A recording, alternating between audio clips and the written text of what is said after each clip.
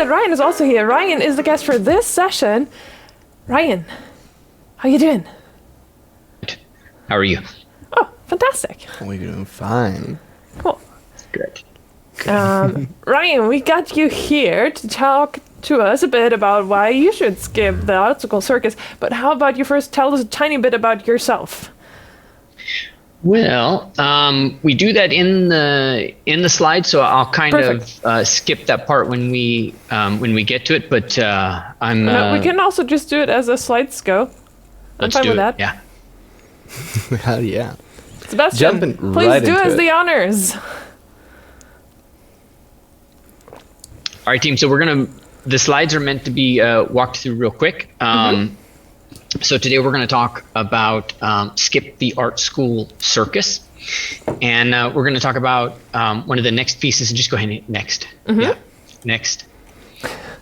Okay, so we'll start this out with kind of one of the big truths that I live with, and I don't want to sugarcoat this. And I tell every student that I work with that this is the reality that you live in.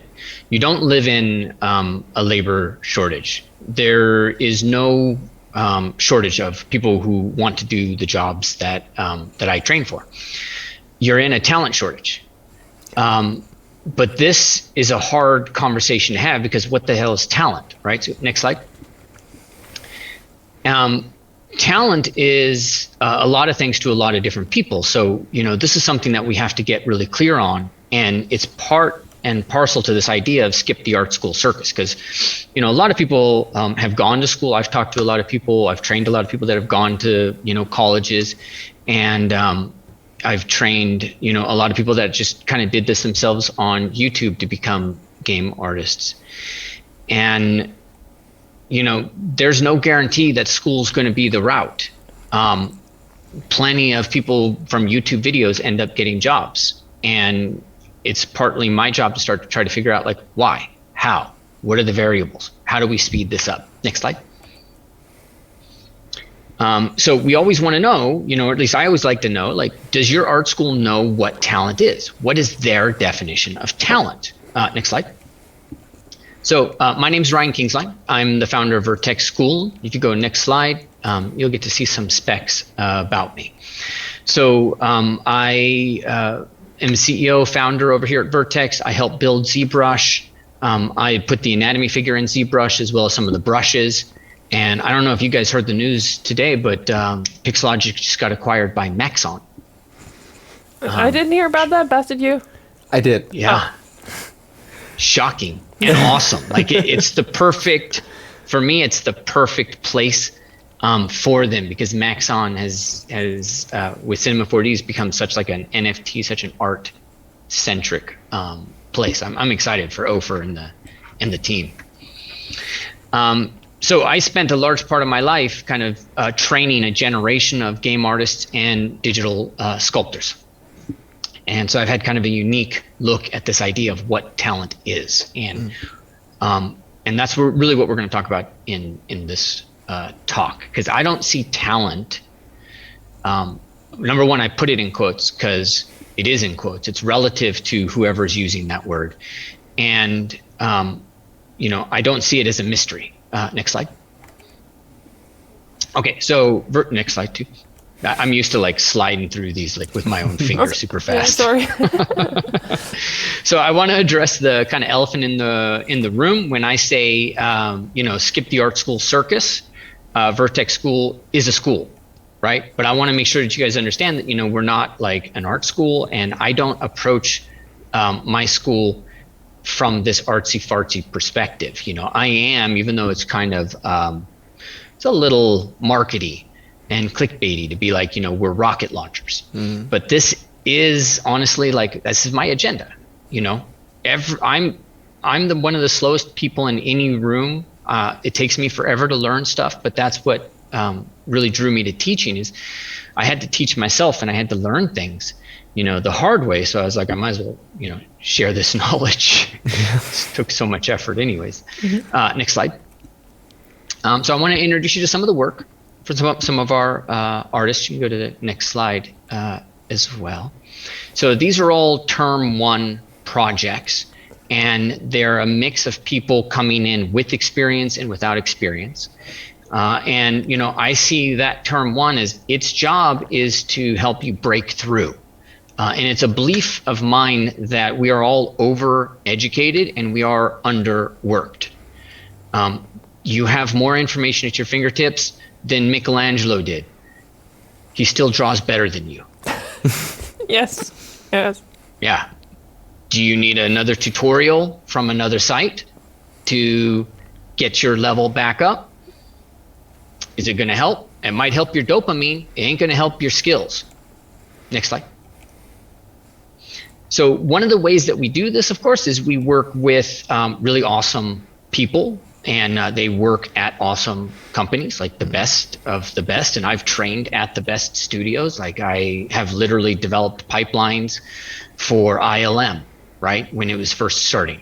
And so, I have some sense of like what production wants. Next slide. Some of the amazing people like Mark Chin, Ricky Chow, Chico, Spans, Daniel, David, Paul Wadelsky, we just have some awesome people that are really committed to teaching. And it is a little hard to find, because there's such a trade-off. Production pays so well, teaching not so much. Mm-hmm. And, it's hard to find these people, but, we're lucky with the people that we have. Ashley Sparling is an absolute gem. Next slide. And so we have these amazing people, but really one of the things that I think really helps set us apart is that I don't believe that mastery is magic. I believe mastery is all about process. Next slide. Learn the process of the masters, you become the master.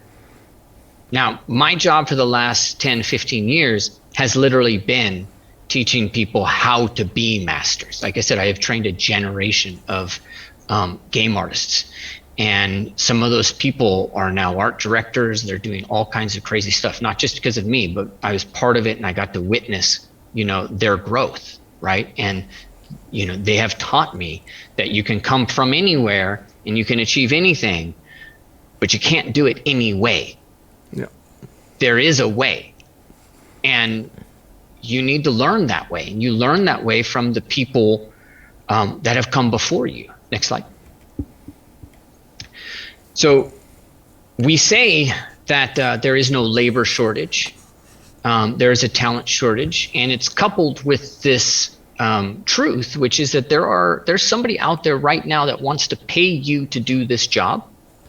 They are literally desperate to pay you to do this job, but they want to pay you to do the job they want, not the job you want.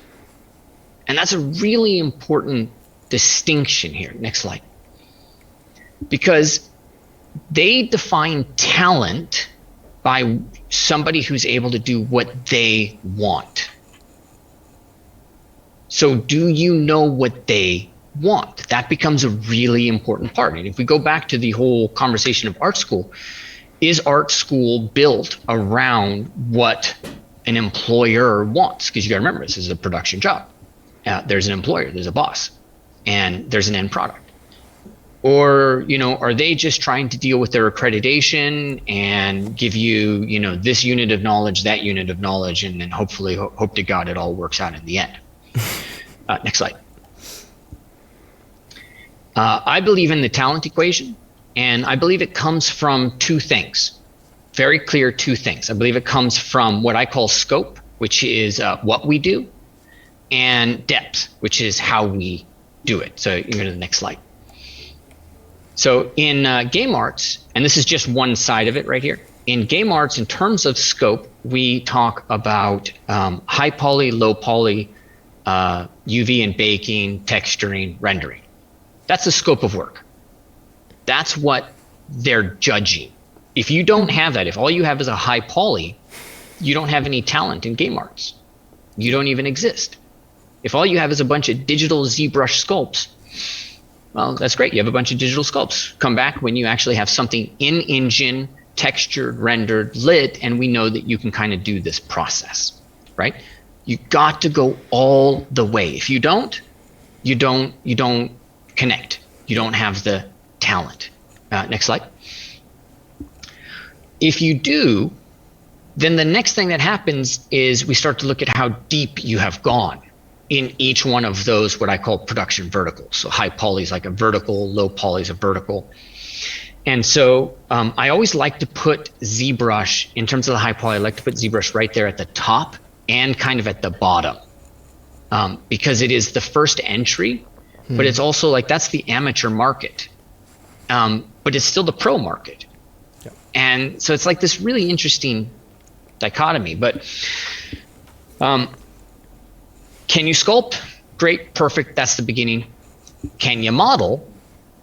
And do you understand mid-polygon modeling so that you can actually go to the high poly down to a low poly efficiently? That's the next kind of level. Then can you really work this stuff? Like, can you make, in ZBrush, can you make leather look like leather just from grayscale? Can you make concrete look like concrete? Or does your concrete look like leather, right? Which is what happens. That's like, actually, that's one of the axes that I train people on, is you don't have enough hard edges and it's too soft. So it's like leather. Over here, it's like you're too crisp, everything's too hard edged, so you're more like concrete. And you have to learn how to control those, right?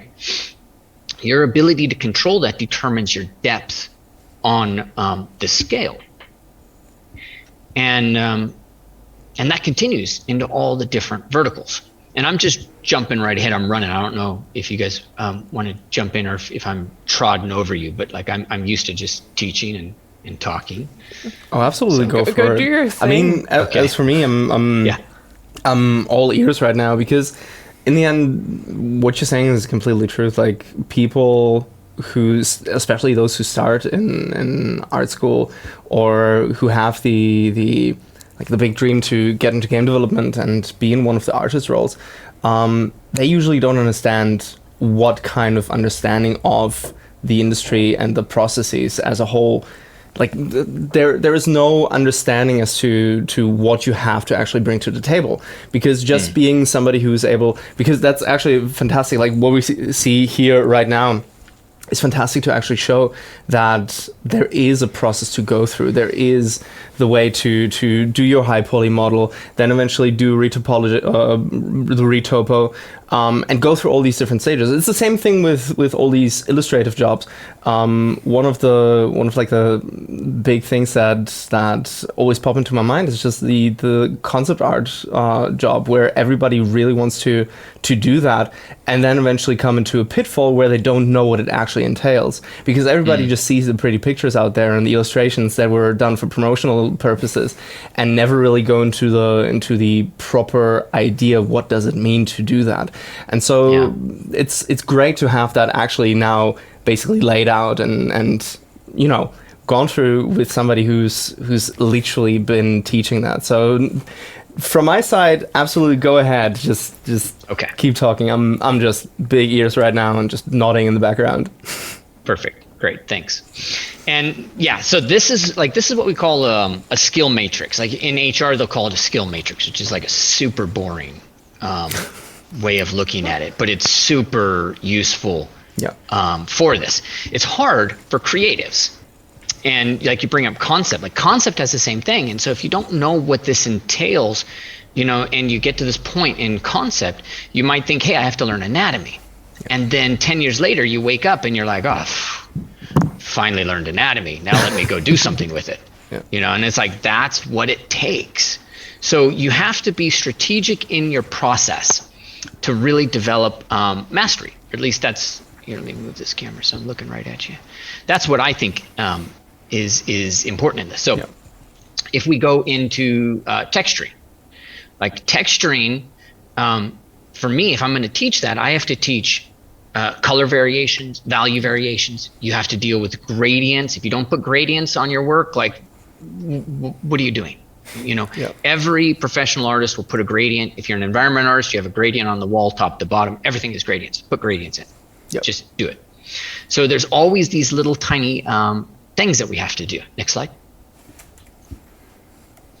Okay. So the first thing that I ask people to do is really kind of look like, where are you? What are you capable of doing? So maybe you understand ZBrush.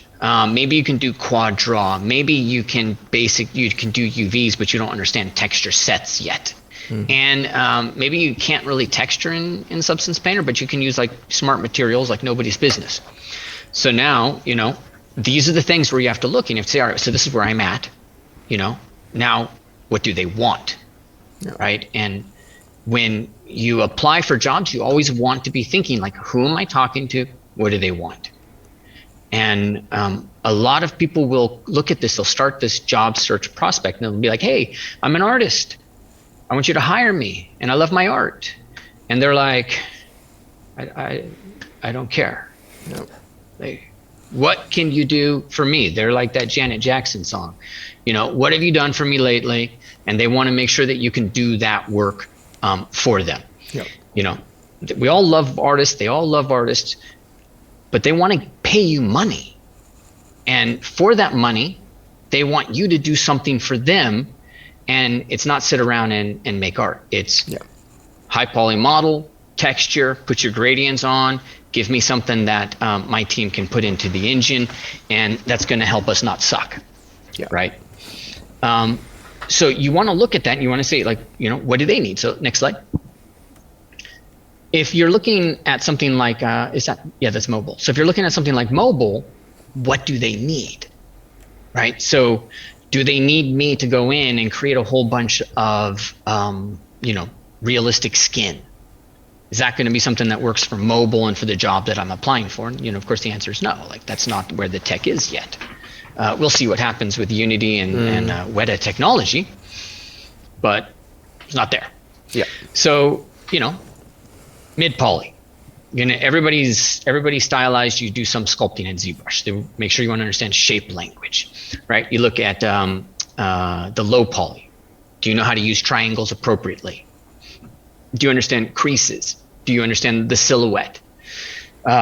Is it the next one is UVs? Oh, if you don't know how to tile textures and reuse pieces so that the bolt is the same bolt all the way around, the leg is the same leg, but it's a rotated leg, all the way around. If you don't understand that stuff, well, you don't have the talent for working in mobile games yet.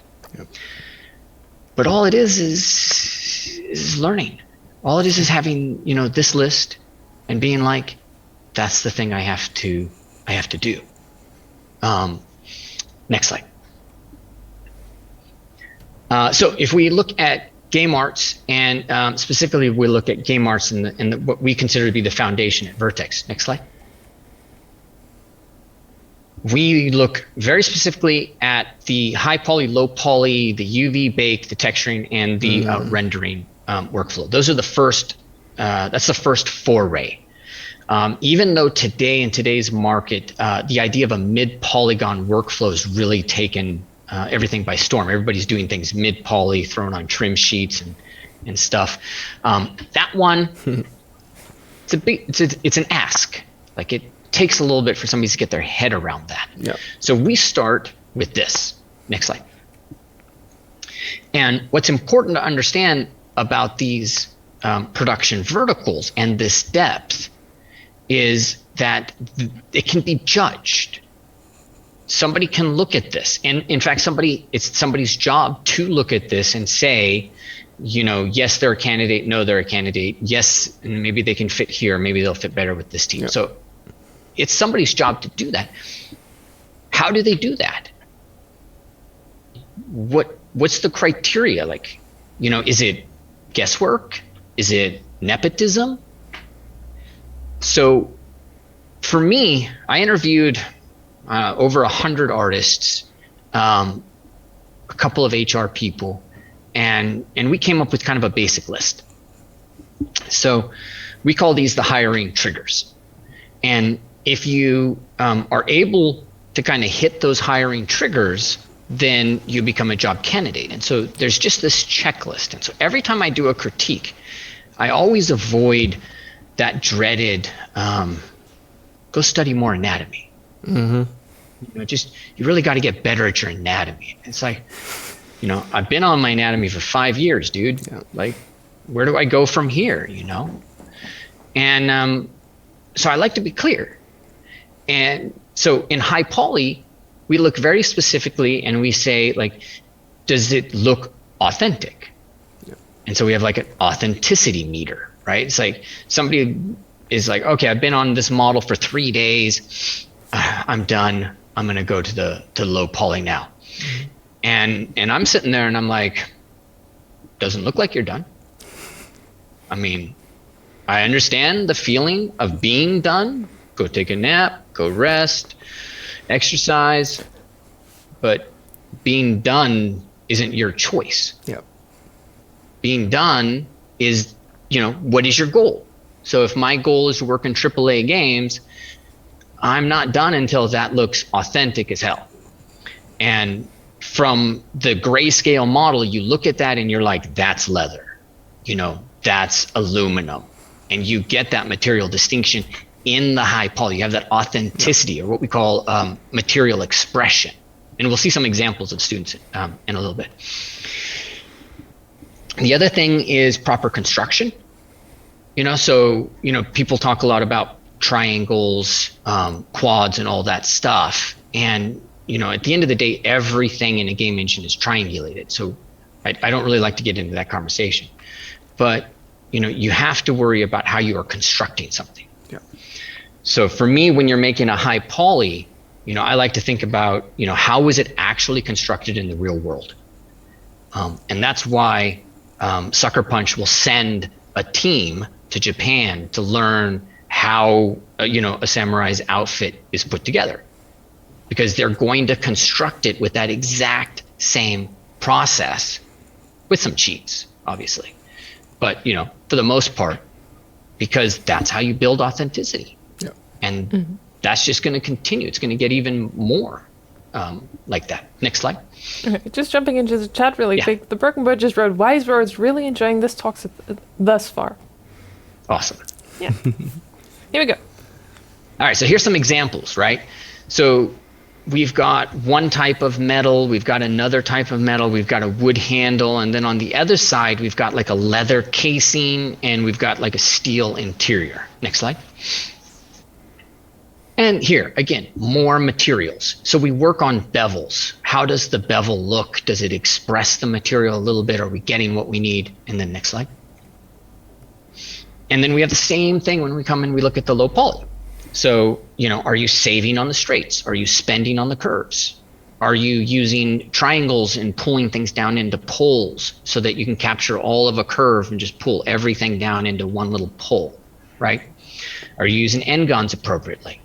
Do you understand, polygon to pixel ratio? Man, if there's one thing I would tell people to focus on is just, I don't know if you can Google that word because it's my phrase. That I use, but when you look at this, you have to remember that you're making something for screen. So within the space of your screen, there's a pixel, and you don't want like a bunch of tiny polygons on your object there. You want like one pixel on the screen to be, consistent in your object. And so that means that, you really only want detail in your low poly. You want that to be where the curves are necessary. Yep. And if you don't even see those curves in, from wherever it's positioned, like it's way in the background, then don't put them in there. Yeah. You have to understand polygon to pixel ratio. Next slide. Here's an example of some of them. Next slide. Yeah, keep on going. Let's get over to the next one. Okay. All right, and I am crushing through this fast. So let me make sure I have pasted. Yes, good. I want to get into the difficult stuff. All right, texturing, color variation, roughness. Oh, man, if you don't put a grunge in your roughness, like, what's going on? Put a grunge in that roughness. Otherwise it's CG. They'll know it's CG, everybody knows it's CG, or they'll know it's an NFT, in which case, fine, don't put a grunge in your roughness, let it be all, 1980s disco sharp, and because you're making the money, so who cares, right? But if you're doing it in AAA, if you're doing it in games, put some roughness in there. Worry about your gradients, worry about your edge, your wear, leather versus metal, which is a material distinction, and really pay attention to photography principles. 3-point light setup. Don't put like 50 lights and then forget where that light is. And you're like, well, I don't know. I just have too many lights. And I'll say, well, that's great. Delete all the lights, start over. 3 lights, simple. Just give me a sense that you understand, like that, like what we call is we say, what is it, the phrase we say, you have to be, it needs to be presentation focused, not cinematic focused. So occasionally students will come in and they'll make like these really cool cinematic things. It's dark, brooding, and you can't see any of the detail. And so somebody comes and looks at it and they're like, I don't even know what the heck you did. It looks cool, looks dark and brooding, but you're not up for a concept artist job. So, I have to see this. And that's how it works in film. Like, if you're presenting to Steven Spielberg, right? You have it all on a dark gray background and you have your image there and it's reasonably well lit with the 3-point light, setup. Like, I've worked directly with guys like Neville Page, who are literally doing that, and, you have this basic setup and then it's somebody else's job to make it cinematic. Those are some of the things that are on the checklist. Next slide. And let's just crush through this. So this is really just like, you got the model. Next. Now you get the render. This is when it makes a difference, right? Next slide. A couple more. You can see now it all comes together when you put that render together. You put that simple light setup, and that's what you really want. Next slide. Yeah. So proud of these guys. Next slide. This one's I love this slide because this slide shows you, like, on the left is the texture and substance painter. Mm-hmm. And then in the middle was this kind of in-between phase. And then on the right, it all came together in Marmoset, just using the proper material setups. Good old tool bag. I love it. A little tool bag. Next slide. All right, so I was crushing through all of that stuff because, of course, what we have to do, how well can you do it? That's one of the primary conversations that we have. But you have to get to this point where answering this becomes much harder. And my favorite painter, this guy named Odd Nerdrum, he has this, he's a Nordic painter. And he has this saying that, on one stage, there's the likeness, which he considered to be the easy part. And I think most humans consider to be the hard part. And then there's the essence of the painting. And so, first stage 1, likeness, stage 2, the essence. And then stage 3 is this thing with no words, is what he says. So there's this other stage where it's like, you don't really, like, you can't say why this is what it is, but that's the hard part. Like, when you look at amazing artists, that's the part where you're like, I don't even know why it's awesome. Like, I don't even have a checklist anymore. It's just like, it's beyond me. And of course, it's my job to try to break that down and make it not beyond me, but there's still things are, right? So if we go to the next slide. This is Travis before coming to my program, and then you go to the next slide. This is Travis after, right? And this is a 4-month program in that point. So if you can go back one, so people can just see it, like that's before, and then after. Yeah. Now Impressive. I have to be realistic. I would be like, well, is that because of my school? Is that because we're just like so super awesome? We taught him everything he knew. But you have to go back to the initial point, which is we're all overeducated, we're underworked. Yeah. So Travis actually had almost everything he needed. It just had to be funneled into the right work. And that is hard. Like, it's super hard for a teacher to do this. It's why academic institutions don't do this, is because this is hard. And it's person by person. Yeah. Next slide. Next slide. So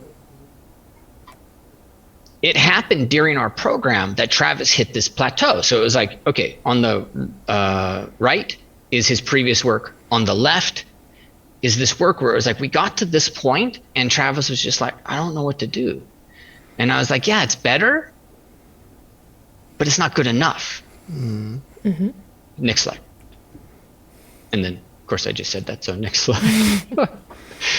So then we worked on this to have a breakthrough. Better composition. Yeah, and it always comes in the form of a breakthrough. So, what the hell is this breakthrough? What's the difference between the thing on the left, which is our plateau, it's where we were, the thing on the right, which is the breakthrough? Can you go to the next slide? I'm not sure if that shows it or not. Yeah, go back. Okay. So the breakthrough came when we realized that he has been working almost this entire time. He's been building skills and just doing X, Y, and Z. But he had no purpose. Yeah. Okay. He had nothing he was telling, no story, no reason, for being, to quote the Matrix. And it required taking a second and looking at, like, what do I want to tell, right? And so you can see on the right, sorry, I have to look at my hands every time when I say right left. The right side, there's blood now. Not only that, but there's actually a light in the hallway. And when Travis and I were having this conversation of what was missing, neither of us knew. I mean, I didn't know. I was just like, something's missing. And it's like all the pieces are correct. They just don't do anything together. So then I was like, look, let's try story. Put a light down the hallway. I don't know what's down the hallway. You figure it out. Put a light down the hallway and then, see if you can tell a story. And that was enough to get his brain going, where it's like, now he's got blood, he's got this. And if you go to the next slide, maybe it's the body bag one. No.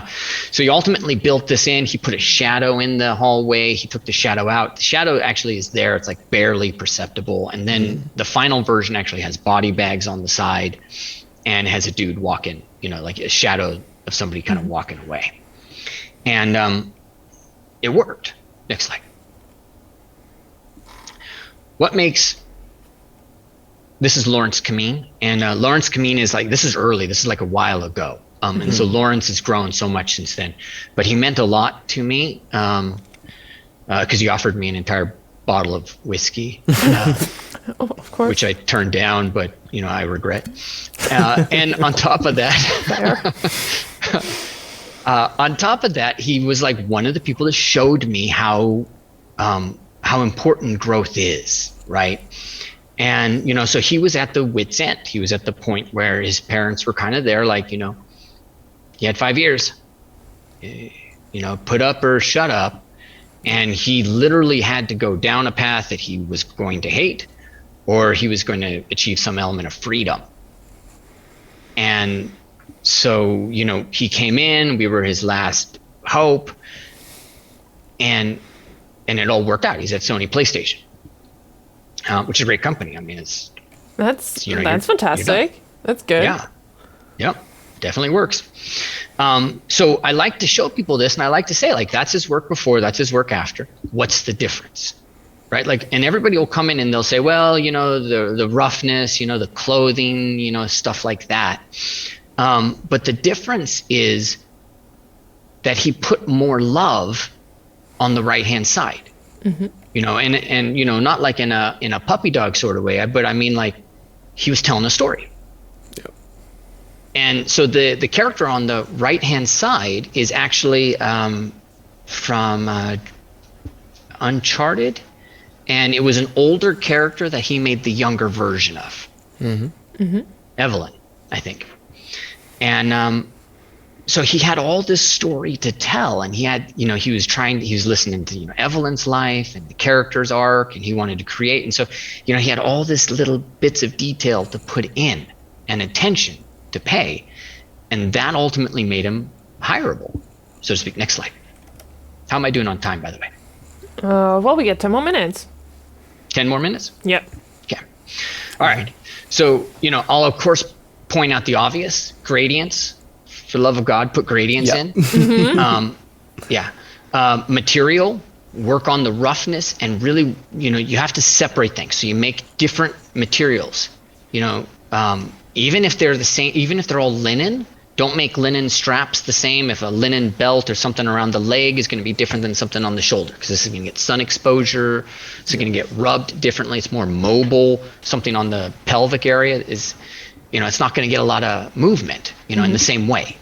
So, you got to think about all that stuff differently. Next slide. Gradients. Gradients was ultimately taught to us by Nimlot, Georgian.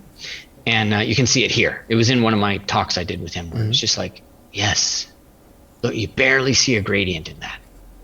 Barely, but it's there. And once you know it's there, you're like, oh yeah, I see it. Yeah. And that's what you got to do. Next slide. Matthew. This is before, after. He's over at High Res Studios now. What's the difference? Right? And next slide. I'm just going to kind of crush through. Shen Jarvis.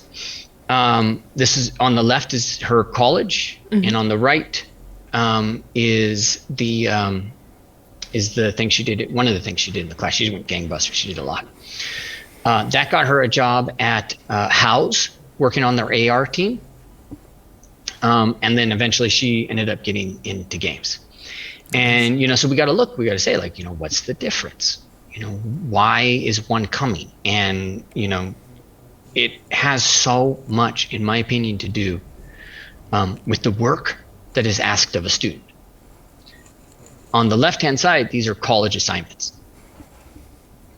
So are they thinking careers? Are they thinking jobs in a college assignment? Maybe some teacher would, but I taught at USC for one semester. I wanted to jump out of that window. It was, it was the worst experience. And I bet it was a horrible experience for the administrator to work with me, because I'm not easy to deal with. But there's so much structure and rigmarole, and you have to write this out so that you can teach that, and you have no freedom because of their accreditation process. So I don't blame teachers. I just blame the system.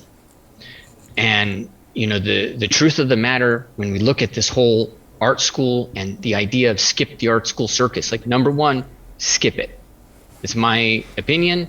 Unless you need to make friends, skip it. And even then, go into Decentraland, make some friends there. That's going to help you in the coming metaverse wars. Yeah. So, skip it, but you can't skip the work. That. And YouTube doesn't give you the work.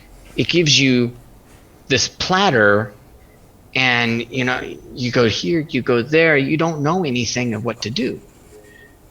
Yeah. You got to learn what's the work and what are the assignments that you can give yourself that are actually going to help your career. Because at the end of the day, somebody is desperate to pay you money to do the job they want, not the job you want. I'm an employer too, and I'm sympathetic to what my team wants, but not that sympathetic. Yep. At the end of the day, we all have to help our mission, which is to teach and to serve students and to unlock students. And that's what matters, right? And every company is going to look at that way. So they all want to help you learn more anatomy, but if you're in a mobile game company, how's your UVs? If you can't get those UVs so we can get this efficiently, then I have to get somebody else in to do that. Next slide. Quickly jumping into the chat, yes. Munir Alzaki just followed. Hi there, thank you for following. And then wrote, hi, I love Ryan's way of teaching. I owe him a lot. Hey, Munir. Thank you for that. So we come back to this. Remember, mastery is not magic, it's process. And I have been blessed. I fell into my job at Pixelogic when I did. I was number 4 employee. I trained entire studios on the first foray, built entire pipelines for people. And so I got to know a lot of great people. Yeah. And some of the best of the best. I've worked in the room next to guys like Neville Page. Ultimately, I got fired from that job. Thank God. It's a horrible job. And Neville was great. But anyways, moving on. Everything that I have learned watching these amazing artists, that have been blessed to be around is, that there's no special like magic wand that somebody's like born with. There's no special genetic code. Yeah. It's, interest and time. And, the other part of this is, are you lucky enough to learn the process, right? Because when I first started this journey, I'm a little older than, the new crop. I'm approaching 50 at this point. And when I first learned figurative drawing and painting, I was in California, man. And the way they drew, painted in California was basically like the 70s. It was just like, let's feel the spine. And I'm like, I want to know how freaking spine, like, how does that work? What's the proportions? And I don't know what the proportions are. I just feel it.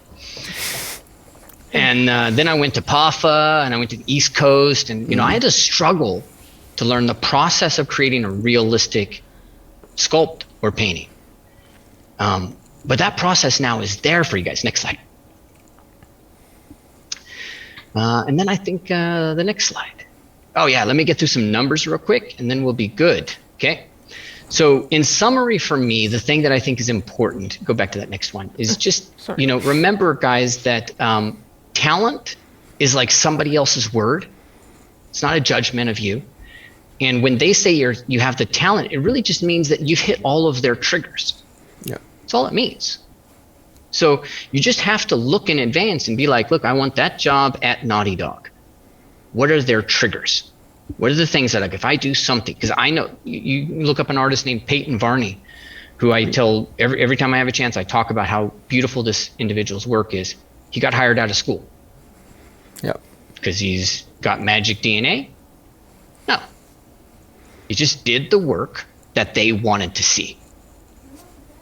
And that's it. You do the work they want to see, and you spend the time that he did on the work that they want to see. Job's yours.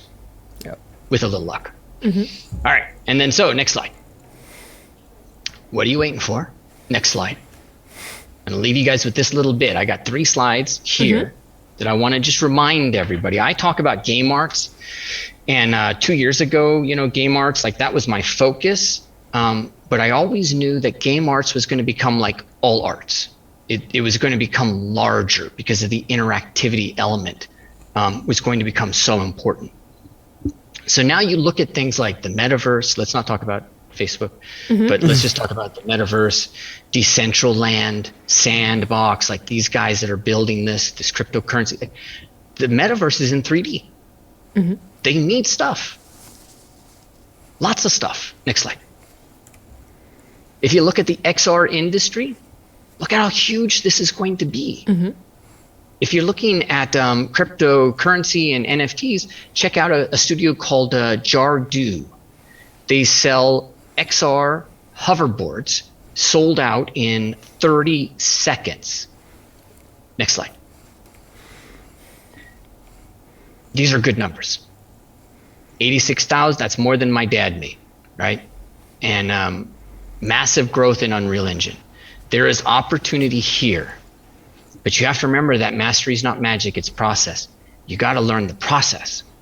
Find a mentor, find somebody where you can go in and cut through the nonsense and all the YouTube, hone in on a path, and get moving. Yeah. 45 minutes. I'm impressed with myself on that. That was yeah, that's really impressive. On the spot. Super good. Yeah. Sweating on that one. Oh my God. Wow. Well, great job. That was the last slide, right? That was the last slide. Okay, yeah. Sebastian, give us thank you. Exactly that one. Hell yeah. Yeah, because I quickly got to punch something into the chat, which is, thanks you again to AD Level quickly here, who, brought us together with Ryan so we could have this amazing talk. Again, Munir is in the chat commenting, I followed this religiously after Ryan, you told me about it. Honestly, I advise everyone to do the same. The mastery is not magic, it's process. Yeah. Awesome. Oh yeah, look. Thanks, the 80 level Angelica, at 80 level. Cool. Yeah, and if you're looking for a job, then maybe go to 80 level because they have a ridiculously big job list where like a lot of creative companies and modeling jobs are being listed. So go check that one out. Hell yeah. Sebastian, give me some info on how it looks behind the scenes. Okay, apparently the food got delivered. Wonderful. Very good. Ryan, thank you so much for joining us here. Absolutely. It was super interesting. It was an absolute pleasure also from my side. Like it's very good to hear more people talk about how talent isn't defined by, things that you got into your crib and the things that you were born with, but things that you work for, the things that you are passionate for, the things that you spend time on. And it's great to hear that just gaining more and more traction in the art community that we have. Awesome. Thank you guys so much for having me here. Really appreciate it. Our pleasure. Yeah.